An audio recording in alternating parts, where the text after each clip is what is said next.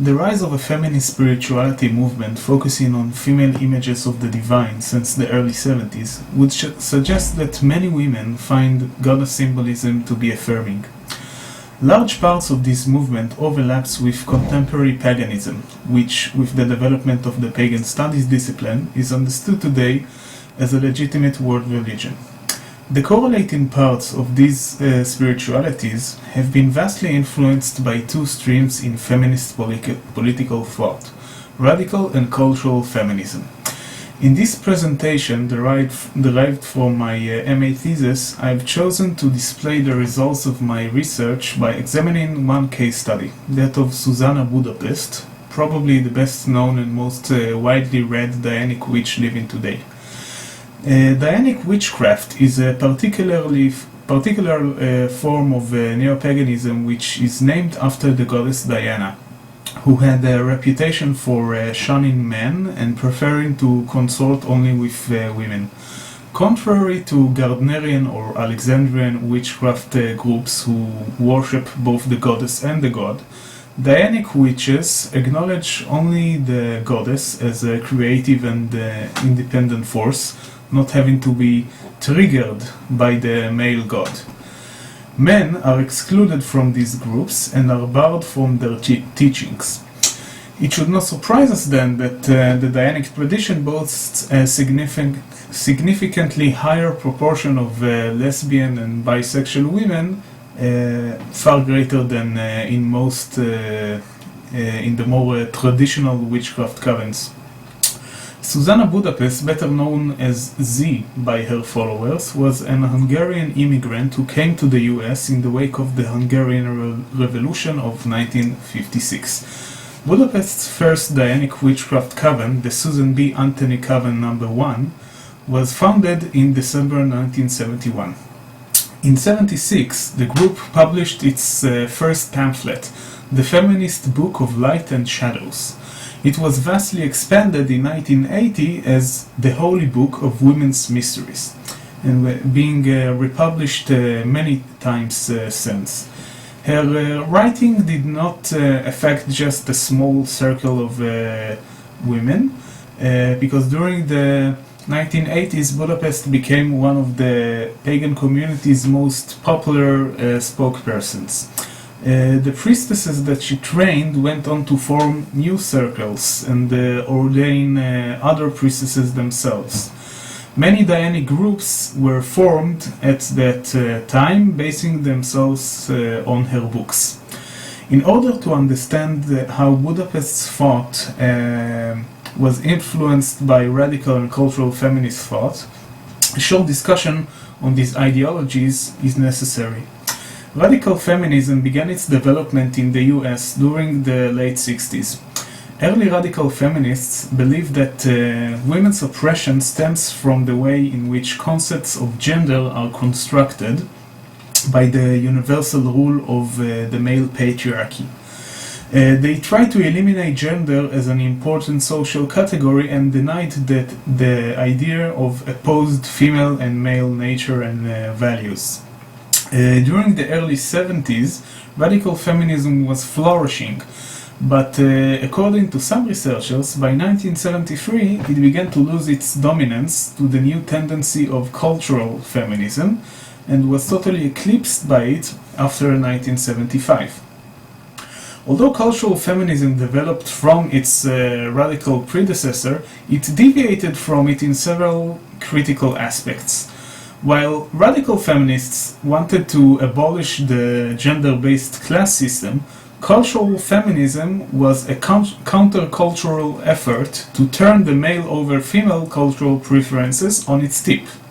Cultural feminists understood traditional gender differences to be reflecting deep truths about men and women, but they thought that the traits and values considered today as female were actually debased and perverted by patriarchy for millennia because of its fear and hatred of women.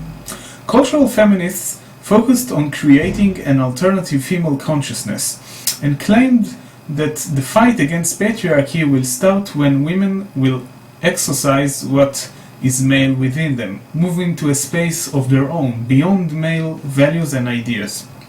Budapest was influenced by various radical and cultural feminist thinkers, most notably Mary Daly, Adrienne Rich, Susan Griffin, and Robin Morgan. These influences find expression both in the adaptation of key ideas and in the usage of specific words and expressions.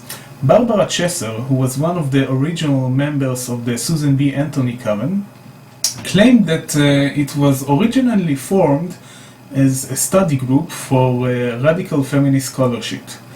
Many texts were probably discussed there by Budapest and her friends, influencing the formation of Dianic rituals and ideas.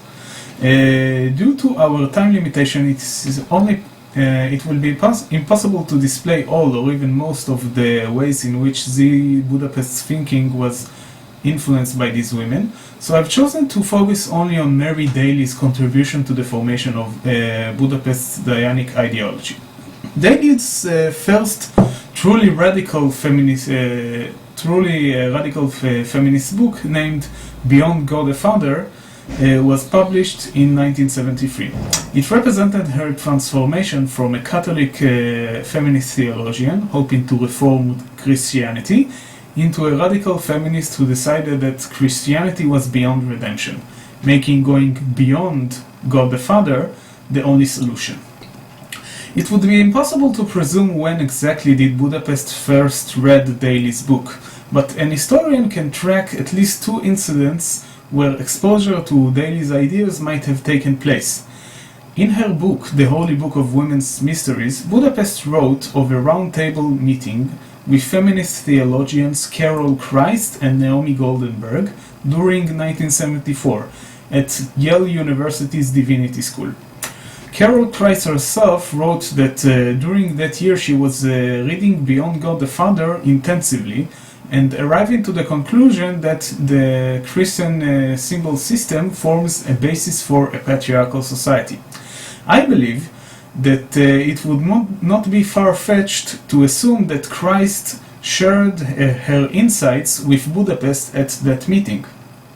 Another connection between Budapest and Daly was made on April 76 in Boston during the first all-female national conference on feminist spirituality, which was named Through the Looking Glass, a Gender Genetic Experience.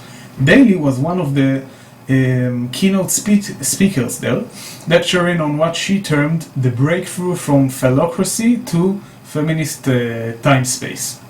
Budapest also attended and lectured in the conference. Her lecture was titled The Politics of Spirituality and Her Story of Goddess Worship. Daly's influence on Budapest's writing is clear.